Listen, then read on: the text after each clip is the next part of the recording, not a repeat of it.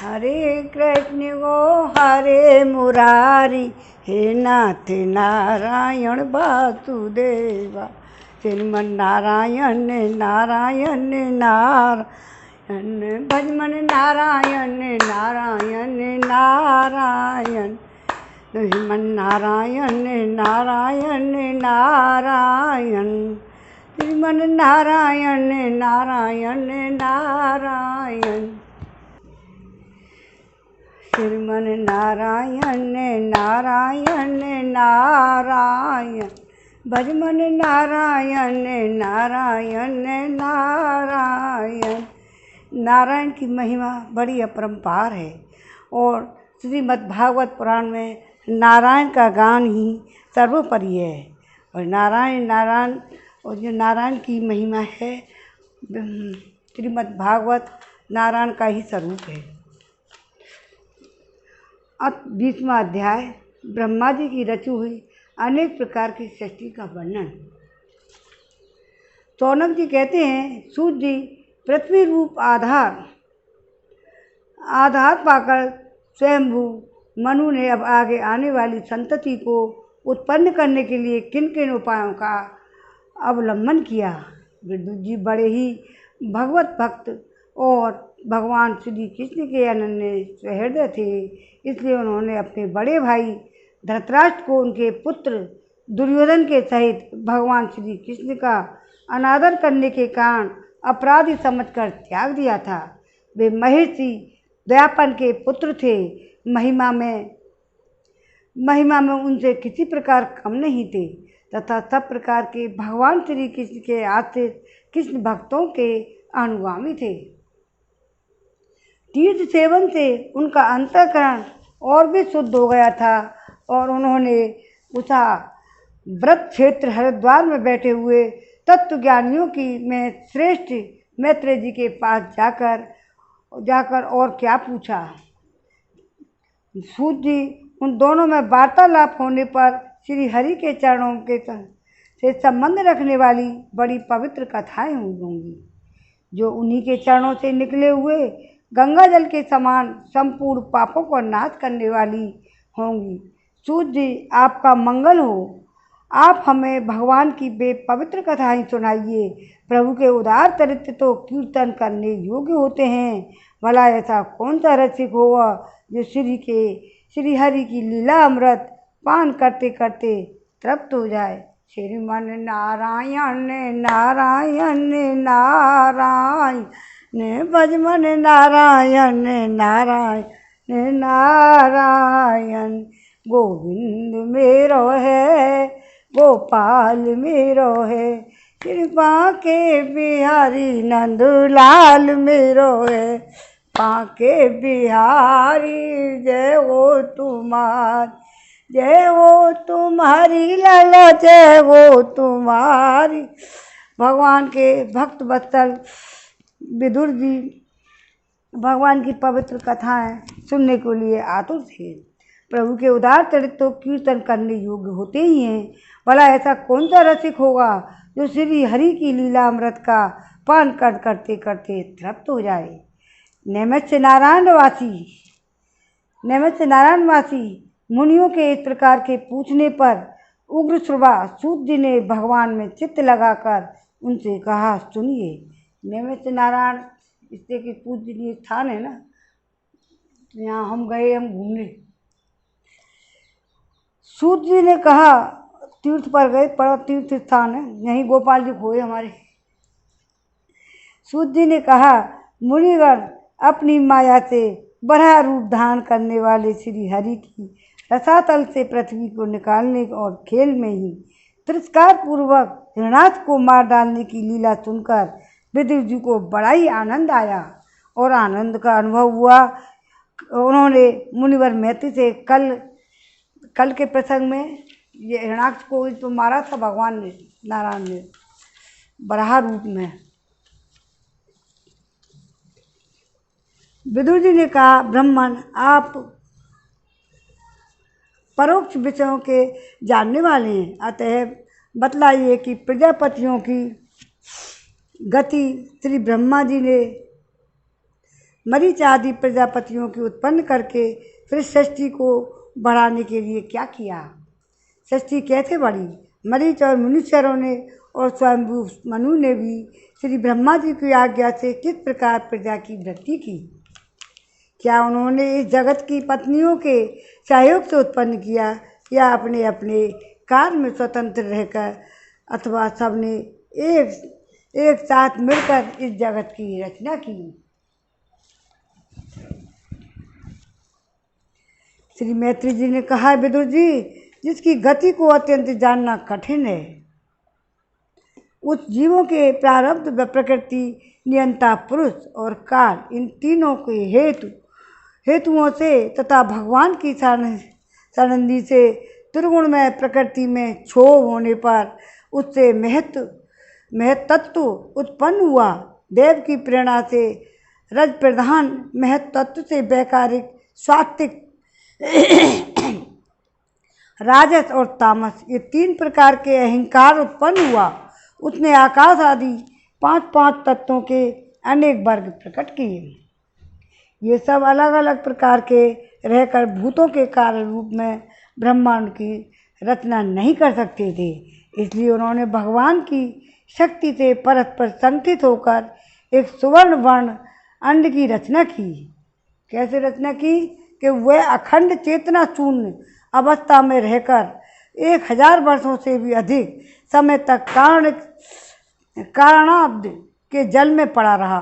फिर उसमें श्री भगवान ने प्रवेश किया। उसमें अधिष्ठित होने पर उनकी नाभि से सहस्त्र सूर्यों के समान अत्यंत दैदीप्यमान एक कमल प्रकट हुआ, जो संपूर्ण जीव समुदाय का आशय था। उसी से स्वयं ब्रह्मा जी का भी आविर्भाव हुआ। जब ब्रह्मांड के गर्भ रूप में जल में शयन करने वाले श्री नारायण देव ने ब्रह्मा जी के अंतःकरण में प्रवेश किया, तब वे पूर्व कल्पों में अपने ही द्वारा निश्चित की हुई नाम रूपमयी व्यवस्था के अनुसार लोकों की रचना करने लगे। सबसे पहले उन्होंने अपनी छाया से तामित्र, अन्यथा मित्र तथा तम मोह और महामोह, यो 5 प्रकार की अविद्या उत्पन्न की। ब्रह्मा जी को अपना वह तपोमय शरीर अच्छा नहीं लगा, अतः उन्होंने उसे त्याग दिया। तब जिससे भूख प्यास की उत्पत्ति होती है, ऐसे रात्रि रूप शरीर को उसी से उत्पन्न हुए यक्ष और राक्षसों ने ग्रहण कर लिया। उस समय भूख प्यास से अभिभूत होकर वे ब्रह्मा जी को खाने को दौड़ पड़े और कहने लगे, इसे खा जाओ, इसकी रक्षा मत करो, क्योंकि वे भूख प्यास से व्याकुल हो रहे थे। ब्रह्मा जी ने घबरा कर उनसे कहा, अरे यक्ष राक्षसों, तुम मेरी संतान हो, इसलिए मुझे भक्षण मत करो और मेरी रक्षा करो। उनमें से जिन्होंने कहा खा जाओ, वे यक्ष हुए। जिन्होंने कहा रक्षा मत करो, वे राक्षस कहलाए। जिनने कहा भक्षण मत करो, वो रक्षा करो, वो तो यक्ष कहलाए थे, और जिन्होंने रक्षा नहीं मत करो, वो राक्षस बन गए।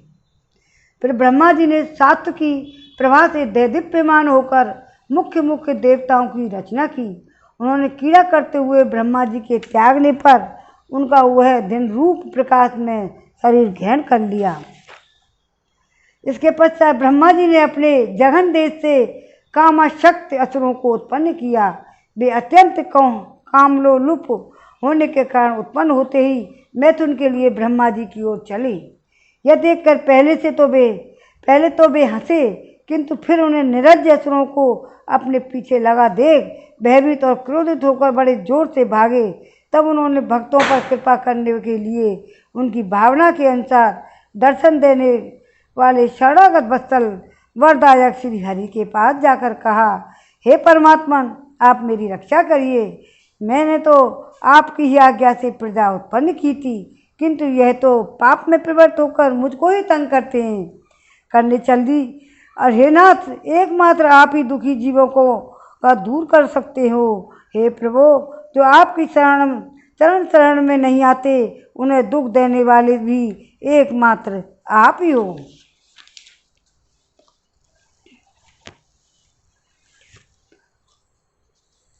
प्रभु तो प्रत्यक्षवत सबके हृदय की जानने वाले हैं।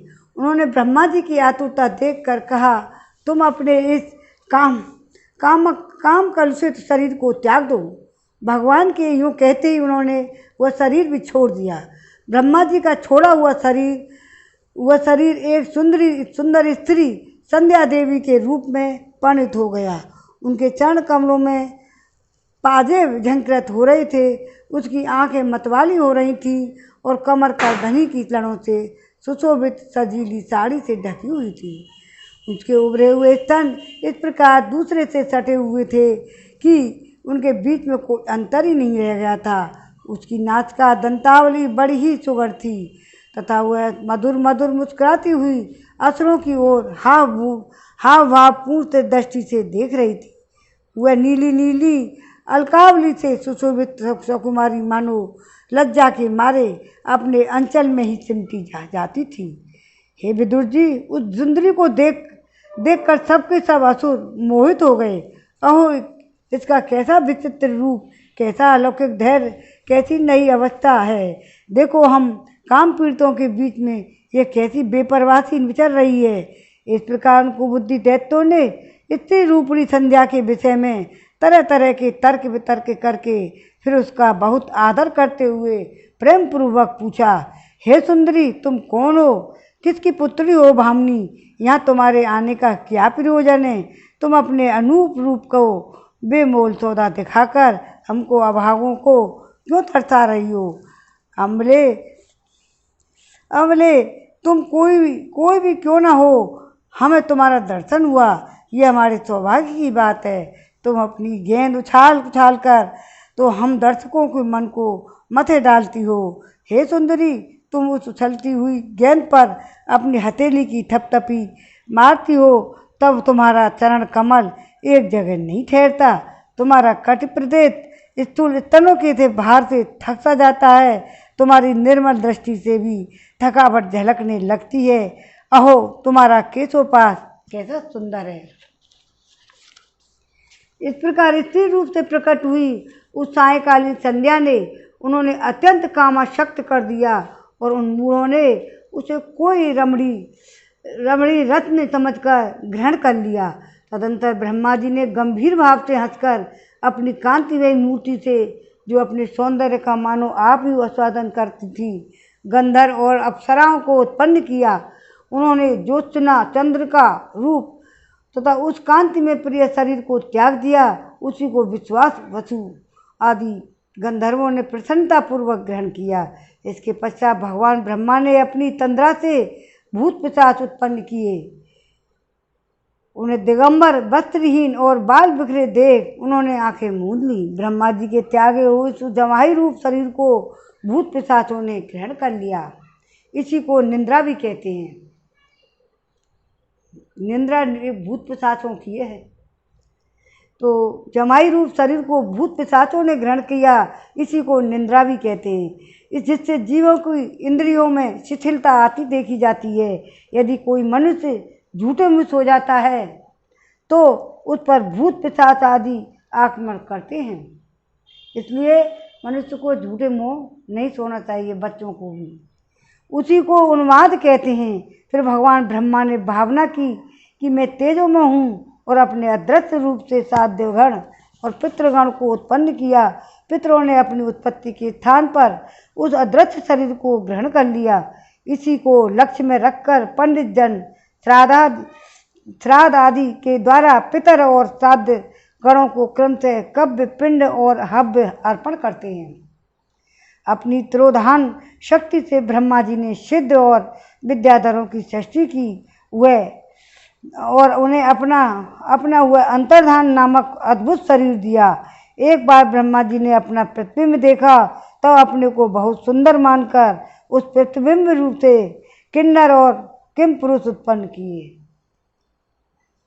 किन्नर भी किए, किम पुरुष उत्पन्न किया। उन्होंने ब्रह्मा जी के त्याग देने पर उनका वह प्रतिबिंब शरीर ग्रहण किया। इसलिए ये सब उस काल में अपनी पत्नियों के साथ मिलकर ब्रह्मा जी के गुण कर्मादि का गान किया करते थे। एक बार ब्रह्मा जी ने सृष्टि की वृद्धि न होने के कारण बहुत चिंतित होकर हाथ पैर आदि अवयवों का फैलाकर लेट गए। फिर क्रोधवश उस भोग में शरीर को त्याग दिया। उससे जो बाल पक झड़कर वे गिरे वे यही हुए, और उसके साथ हाथ पैर सिकोड़ कर चलने से क्रूर स्वभाव सर्प और नाग हुए। ये कैसे हुए? नाग और सर्प। क्रोधवश उस समय भोग में शरीर को त्याग दिया ब्रह्मा जी ने।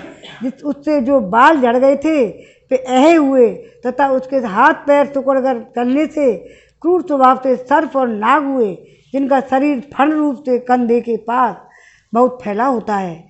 एक बार ब्रह्मा जी ने अपने को कृत्य सा अनुभव किया। उस समय अंत में उन्होंने अपने मन से मनुष्यों की सृष्टि की, मनुओं की। इस प्रकार जब सब प्रजा की वृद्धि करने वाले हैं तो मनुष्य ब्रह्मा जी ने उनके लिए अपना पुरुषाकार शरीर त्याग दिया। मनुओं के देखकर उन्होंने उनसे पहले उत्पन्न हुए देवता गंधर्व आदि ब्रह्मा जी की स्तुति करने लगे। वे बोले, विश्वकर्ता ब्रह्मा जी, आपकी यह मनुओं की सृष्टि बड़ी ही सुंदर है। इसमें अग्निहोत्र आदि सभी कर्म प्रतिष्ठित हैं। इसकी सहायता से हम भी अपना अन्न ग्रहण कर सकेंगे। फिर आदि ऋषि ब्रह्मा जी ने इंद्रिय संयम पूर्वक तप विद्या योग और समाधि से संपन्न हो अपनी प्रिय संतान ऋषिगण की रचना की। उनमें से प्रत्येक को अपने समाधि योग ऐश्वर्य तप विद्या और वैराग्य का शरीर का अंश दिया। ब्रह्मा जी ने कई बार अवतार लिया, कई बार अपना शरीर त्याग कर हर एक के लिए कितनी बार शरीर त्यागा है। 21वां अध्याय है कदम्ब जी की तपस्या और भगवान का वरदान।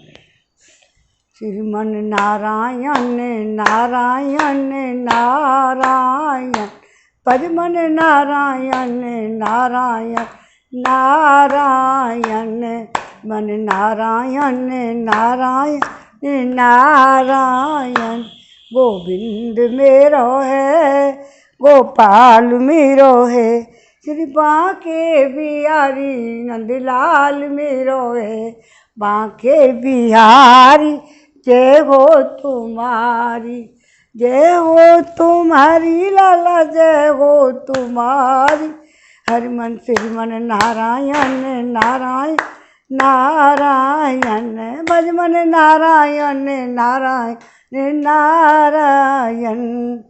श्रीमद् भागवत में नारायण बसे हुए हैं और इन्हीं का प्रसंग चल रहा है। कदम्ब जी की तपस्या और भगवान का वरदान। विदुर जी ने पूछा, भगवान स्वयंभू मनु का वंश बड़ा आदरणीय माना गया है। उसमें मैथुन धर्म के द्वारा प्रजा की वृद्धि हुई थी। अब आप मुझे उसी की कथा बताइए। ब्राह्मण, आपने कहा था कि स्वयंभू मनु के पुत्र प्रियव्रत और उत्तानपाद ने 7 द्वीपों वाली पृथ्वी का धर्मपूर्वक पालन किया था तथा उनकी पुत्री जो देहूति नाम से विख्यात थी कदम्ब प्रजापति को ब्याही गई थी। देहूति योग के लक्षण यमादि से संपन्न थी। उससे महायोगी कदम्ब जी ने अपनी कितनी संतानें उत्पन्न की वह सब प्रसंग आप मुझे सुनाइए। मुझे उसके सुनने की बड़ी इच्छा है। इसी प्रकार भगवान रुचि और ब्रह्मा जी के पुत्र दक्ष प्रजापति ने भी मनु जी की कन्याओं का पान ग्रहण करके उनसे किस प्रकार क्या क्या संतान उत्पन्न की वह सब चरित्र भी मुझे सुनाइए। मैत्री जी ने कहा, हे विदुर जी, जब ब्रह्मा जी ने भगवान कदम्ब को आज्ञा दी कि तुम संतान की उत्पत्ति करो तो उन्होंने 10,000 वर्षों तक सरस्वती नदी के तीर पर तपस्या की।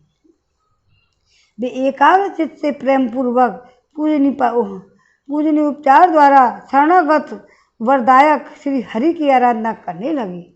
तब सतयुग के आरंभ में कमल नयन भगवान श्री हरि ने उनकी तपस्या से प्रसन्न होकर उन्हें अपने शब्द ब्रह्म में स्वरूप से मूर्तिवान होकर दर्शन दिए। भगवान की यह भव्य मूर्ति सूर्य के समान तेजमयी थी।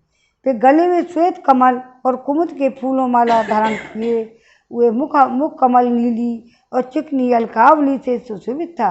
वे निर्मल वस्त्र धारण किए हुए थे। सिर पर झिलमिलाता हुआ सुवर्ण में मुकुट, कानों में जगमगाते हुए कुंडल, कर कमलों में शंख, चक्र, गदा आदि आयुध विराजमान थे। उनके एक हाथ में कीड़ा के लिए श्वेत कमल सुशोभित था। प्रभु की मधुर मुस्कान भरी चितवन चित्त को चुराए लेती थी।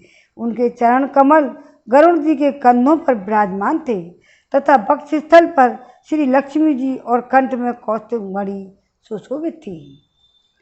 प्रभु की इस आकाश स्थित मनोहर मूर्ति का दर्शन करके कदर्म जी को बड़ा हर्ष हुआ, मानो उनकी सभी कामनाएं पूरी हो गई हों।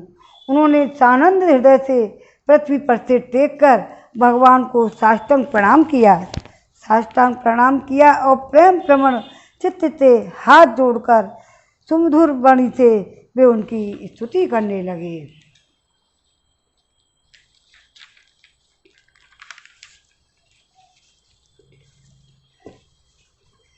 दुष्टम बतादिखरम सत्तुरासे है सांसु मध्यम लक्षणों तवे दर्शनान्ते है। ये दर्शनम जन्म विरिंडे सद्यम रासासुते योगिनो रूढ़ योगा। ये माया ते हतु मेधु सरत सस्वत पादारि बिंदन भव सिंधम पोतुपासिते कामलवाय तेषाम राशि से कामन तेरे अपीये अछुहे। भगवान जिस प्रकार मकड़ी स्वयं जाने के कदम जी ने स्तुति की तो करने युग परमेश्वर आप संपूर्ण सतगुण के आधार हैं। योगी जन उत्तरोत्तर शुभ योनियों में जन्म लेकर अंत में योगस्थ होने पर आपके दर्शनों की इच्छा करते हैं। श्रीमन नारायण नारायण नारायण भगवान नारायण नारायण नारायण नारायण स्वरूप दर्शन दे रहे हैं। आज आपका वही दर्शन पाकर हमें नेत्रों को फल मिल गया। आपके चरण कमल भवसागर से पार जाने के लिए जहाज हैं। जिनकी बुद्धि आपकी माया से मारी गई है, वे ही उन तुच्छ क्षणिक विषय सुखों के लिए जो नरक में मिल जाते हैं उन चरणों का आश्रय लेते हैं। किंतु हे स्वामिन, आप तो उन्हें भी विषय भोग भी देते हैं। हे प्रभु, आप कल्प वृक्ष हैं। आपके चरण समस्त मनोरथों को पूर्ण करने वाले हैं। मेरा हृदय काम कलुषित है। मैं भी अपने अनुरूप स्वभाव वाली गृहस्थ धर्म में पालन में सहायक शीलवती कन्या से विवाह करने के लिए आपके चरण कमलों की शरण में आया हूँ। हे सर्वेश्वर, आप संपूर्ण लोकों के अधिपति हैं। नाना प्रकार की कामनाओं में फंसा हुआ यह लोक आपकी वेदवाणी रूप डोरी में बंधा है। धर्मे मूर्ते उसी का अनुगमन करता हुआ मैं भी काल रूप आपको आज्ञा पालन रूप पूजो आहार आदि समर्पित करता हूँ। हे प्रभु,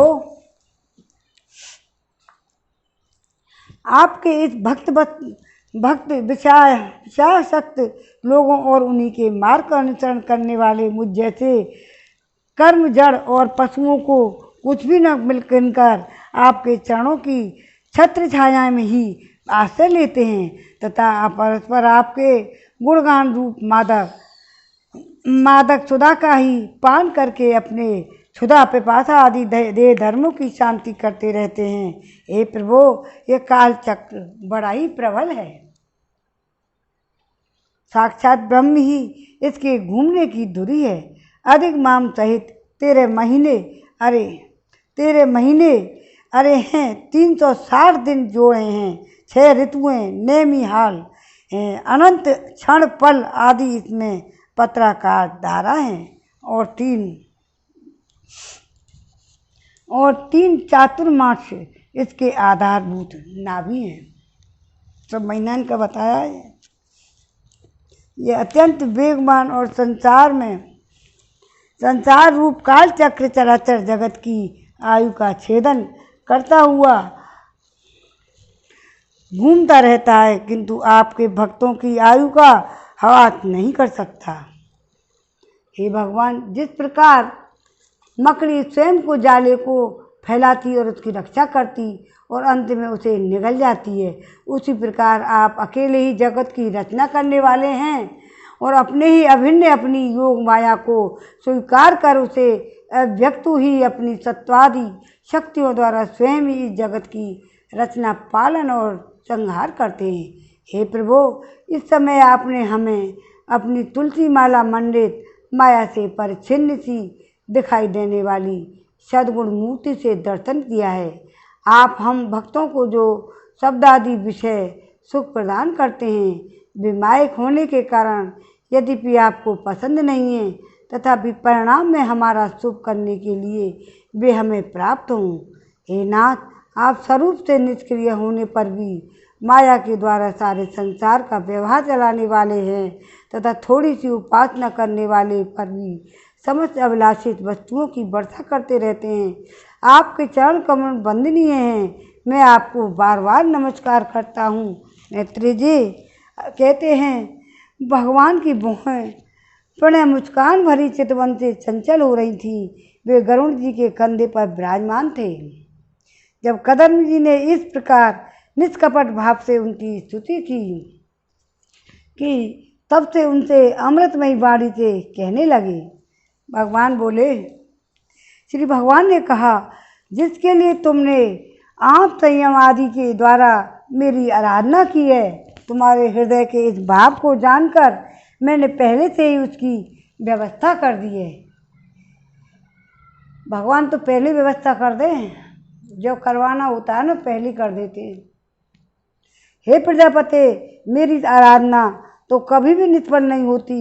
फिर जिनका चित्त निरंतर एकांत रूप से मुझ में ही लगा रहता है, उन तुम जैसे महात्माओं के द्वारा ही उपासना का तो और भी अधिक फल होता है। प्रसिद्ध यशस्वी सम्राट स्वयंभु मनु ब्रह्माव्रत में रहकर 7 समुद्र वाली सारी पृथ्वी का शासन करते हैं। वे प्रवर वे परम धर्मज्ञ महाराज महारानी शत्रुपा के साथ तुमसे मिलने के लिए परसों यहाँ आएंगे।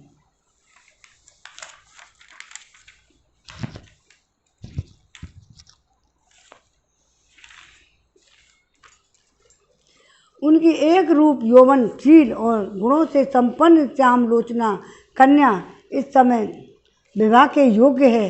हे प्रजापते, तुम सर्वथा उसके योग्य हो, इसलिए वे तुम्ही को यह कन्या अर्पण करेंगे। ब्रह्मन अनेकों वर्षों से तुम्हारा चित्त जैसी भार्या के लिए समाहित हो रहा है। अब शीघ्र ही वह राजकन्या तुम्हारी वैसी ही पत्नी होकर यथेष्ट सेवा करेगी। वह तुम्हारा वीर अपने घर में धारण कर उससे 9 कन्या उत्पन्न करेगी और फिर तुम्हारी उन कन्याओं से लोक रीति के अनुसार मरीचादि ऋषिगण उत्पन्न करेंगे। तुम भी मेरी आज्ञा का अच्छी तरह पालन करने से शुद्ध चित्त हो, फिर अपने सब कर्मों का फल मुझे अर्पण करके मुझको ही प्राप्त हो जाओगे। जीवों पर दया करते हुए तुम आत्मज्ञान प्राप्त करोगे, फिर सबको अभयदान दे अपने सहित संपूर्ण जगत को मुझ में और मुझको अपने में स्थित देखोगे। महामुने, मैं भी अपने अंश काल कला रूप से तुम्हारे वीर द्वारा तुम्हारी पत्नी देवहूति के गर्भ में अवतीर्ण होकर सांख्य शास्त्र की रचना करूं। भगवान भी वहीं से जन्म लेंगे देवहूति के द्वारा। मैत्री जी ने कहते हैं, हे विदुर जी, कदम ऋषि के पुत्र हुए थे। कदम ऋषियों में इस प्रकार संभाषण करके इंद्रियों के अंतर्मुख होने पर प्रकट होने वाले श्री हरि सरस्वती नदी से घिरे हुए बिंदुसार तीर्थ से, जहाँ कदम ऋषि तप कर रहे थे, अपने लोक को चले गए। भगवान के सिद्ध मार्ग वैकुंठ मार्ग की सभी सिद्धेश्वर प्रशंसा करते हैं। वे कदम जी को देखते देखते अपने लोक को सिधार गए। उस समय गरुड़ जी के पक्षों से जो संपर्क समय शाम की आधारभूत ऋचाएँ निकल रही थी, उन्हें वे सुनते जाते थे। विदुर जी श्री हरि चले जाने पर भगवान कदम उन्हें बताए हुए समय की प्रतीक्षा करते हुए बिंदु सरोवर पर ही ठहरे रहे। इधर मनु जी भी महारानी शत्रुपा के साथ स्वर्ण जटित रथ पर सवार होकर उस पर अपनी कन्या को बिठाकर पृथ्वी पर विचरते हुए जो दिन भगवान ने बताया था उसी दिन शांति परायण महर्षि कदम्ब के उस आश्रम पर आ गए। सरस्वती से जल भरा हुआ वह बिंदु सरोवर वह स्थान है जहाँ अपने शरणागत भक्त कदम्ब के प्रति उत्पन्न हुई अत्यंत करुणा के वशीभूत हुए भगवान के नेत्रों से आंसुओं की बूंदें गिरी थी। यह वह तीर्थ है, बड़ा पवित्र है, जिसका जल कल्याण में और अमृत के समान मधुर है और महर्षि गण सदा इसका सेवन करते हैं। उस समय बिंदु सरोवर पर्वत और पवित्र वृक्ष लताओं से घिरा हुआ था। उत्तर जिनमें तरह तरह की बोली बोलने वाले पवित्र मृग और पक्षी रहते थे। वह स्थान सभी ऋतुओं के फल और फूलों से संपन्न था। सुंदर वन श्रेणी भी उसकी शोभा बढ़ाती। वहाँ झुंड के झुंड मतवाले पक्षी चहक रहे थे, मतवाली भौरा मंडरा रहे थे, उन्मत्त मयूर अपनी पिच फैलाकर नट की भांति नृत्य कर रहे थे और मतवाले कोकिल कूँ कूँ करके मानो एक दूसरे को बुला रहे थे। वह आश्रम कदम ऋषि का था और कदम चंपक, अशोक और करंज, बकुल, असन, कुंद, मंदार, कुटज और नए नए आम के वृक्षों से अलंकृत था। वहाँ जलकाग, बतख आदि जल पर तैरने वाले पक्षी, हंस, कुरुट, जलमुर्ग, सारस, चकवा और चकोर मधुर स्वर से कलरव कर रहे थे।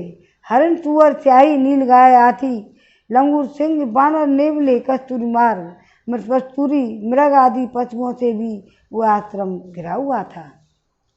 आदिराज महाराज मनु ने उस उत्तम तीर्थ में कन्या सहित पहुंचकर देखा कि मुनिवर कदम्ब अग्निहोत्र निवृत्त होकर बैठे हुए हैं।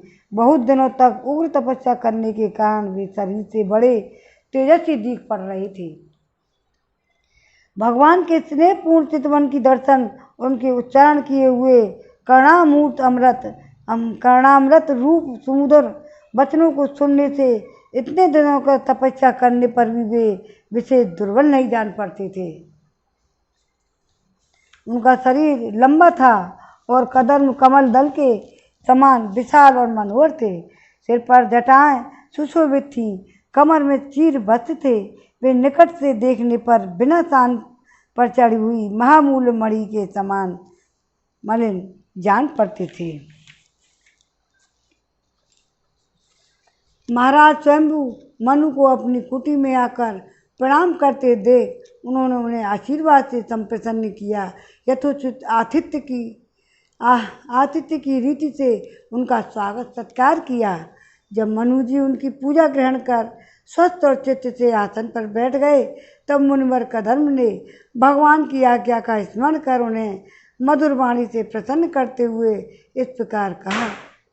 देव, आप भगवान विष्णु की पालन शक्ति रूप हैं, इसलिए आपका घूमना फिरना निसंदेह सज्जनों की रक्षा और दुष्टों के संहार के लिए ही होता है। आप साक्षात विशुद्ध विष्णु स्वरूप हैं तथा भिन्न भिन्न कार्यों के लिए सूर्य, चंद्रमा, अग्नि, इंद्र, वायु, यम, धर्म और वरुण आदि रूप धारण करते हैं। आपको नमस्कार है। आप मणियों से जड़े हुए जगदायक रथ पर सवार हो अपनी प्रचंड ध्वनि की टंकार करते हुए उस रथ की घगराहट और पापियों को भयभीत कर देते हैं। अपनी सेना के चरणों से रौंदे हुए भूमंडल को कपाते अपनी विशाल सेना को साथ लेकर पृथ्वी पर सूर्य के समान विचरते हैं। यदि ऐसा ना करें तो चोर डाकू भगवान की बनाई हुई वर्णाश्रम धर्म की मर्यादा को तत्काल नष्ट कर दें तथा विषय लोलुप निरंकुश मानवों द्वारा सर्वत्र अधर्म फैल जाए। यदि आप संसार की ओर से निश्चिंत हो जाएं तो लोग दुराचारियों के पंजे में पड़कर नष्ट हो जाएं। तो हुई वीरवर, मैं आपसे पूछता हूँ कि इस समय यहाँ आपका आगमन किस प्रयोजन से हुआ है। मेरे लिए जो आज्ञा हुई है उसे मैं निष्कपट भाव से सहज स्वीकार करूँगा और 21वां प्रसंग 21वां अध्याय पूर्ण हुआ और हम विराम यहीं विराम देते हैं। श्रीमन नारायण नारायण नारायण भजमन नारायण नारायण नारायण गोविंद मेरो है अरे गोपाल मेरो है श्री बांके बिहारी नंदलाल मेरो है गोविंद मेरो है अरे गोपाल मेरो है श्री बांके बिहारी नंदलाल मेरो है। जय जय राधे कृष्णा राधे गोविंद जय जय राधे कृष्णा राधे गोविंद केशव जी कल्याण गे धारण छविले लाल मदन मोहन तेरी वृंदावन चंद जय जय राधे कृष्णा राधे गोविंद देवकी के छैयाला बलभद्र जू के भैयाला जाको मुख देखते कटते आते फंद जय जय राधे कृष्णा राधे गोविंद जय जय कृष्णा राधे गोविंद जय जय राधे कृष्णा राधे गोविंद ब्रज पतु ब्रज राजे सुरन के सारे का मुरली धरण देखते आनंद हर जय राधे कृष्णा राधे गोविंद चक्र भोज चक्र पा देव की नंदन दे नंद को नंदन स्वामी आसुर निकंदन माधो जी मुकंद मधु सुदन बिहारी लाल रास को रचैया स्वामी गोकुल चंद जय जय राधे कृष्णा राधे गोविंद जय जय कृष्णा राधे गोविंद चक्रभुज चक्रपाण देव की नंदन दे नंद को नंदन स्वामी आतुर निकंद माधो जी मुकंद मधु सुदन बिहारी लाल रास को रचई स्वामी गोकुल चंद जय राधे कृष्णा राधे गोविंद राधिका रमण प्रभु यशोदा जी का नंदन हरि यसे गाम स्वामी वरनानंद जय जय राधे कृष्णा राधे गोविंद श्री राधे गोविंद ललिता विशाला मंजली आनंद जय जय राधे कृष्णा राधे गोविंद जय जय राधे कृष्णा राधे गोविंद बोल श्री राधे गोविंद की जय श्री राधा रमण की जय मेरो राधा रमन बनवारी राधे श्रीमन नारायण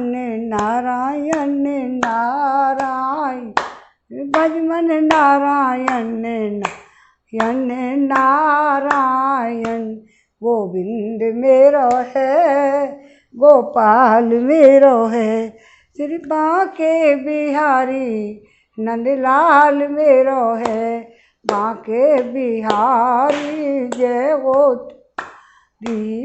हो तुम्हारी लाला जय तुम्हारी जय हो तुम्हारी लाला जय हो तुम्हारी।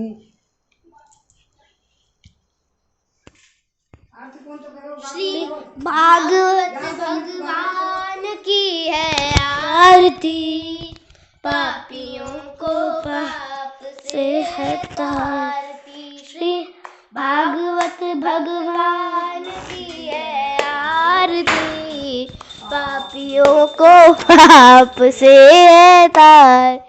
ये अमर ग्रंथ, ये मुख्य पंथ, ये पंचम वेद निराला, नव ज्योति जगाने वाला। ये अमर ग्रंथ, ये मुख्य पंथ, ये पंचम वेद निराला, नव ज्योति जगाने वाला। हरि गान यही वरदान, यही जग की मंगल की आरती। पापियों को पाप से है तारती, श्री भागवत भगवान की है आरती। पापियों को पाप से है तारती। ये मधुर बोल जग फन, ये शांति गीत पावन पुनीत, साप मिटाने वाला, बिगड़े वाला।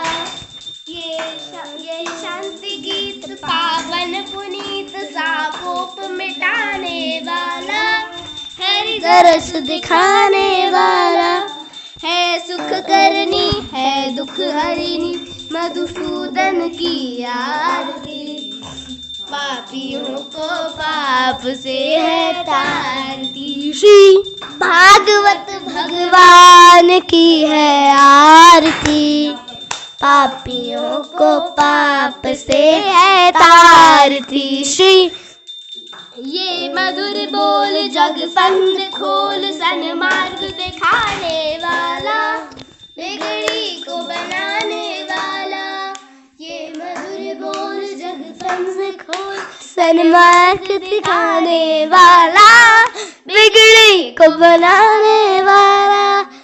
ये श्री राम यही घनश्याम यही, प्रभु की महिमा की आरती। पापियों को पाप से है तारती, श्री भागवत भगवान की है आरती। पापियों को पाप से है तारती। जय राधे, जय श्री राधे, राधे श्याम, जय श्री राधे, राधे श्याम।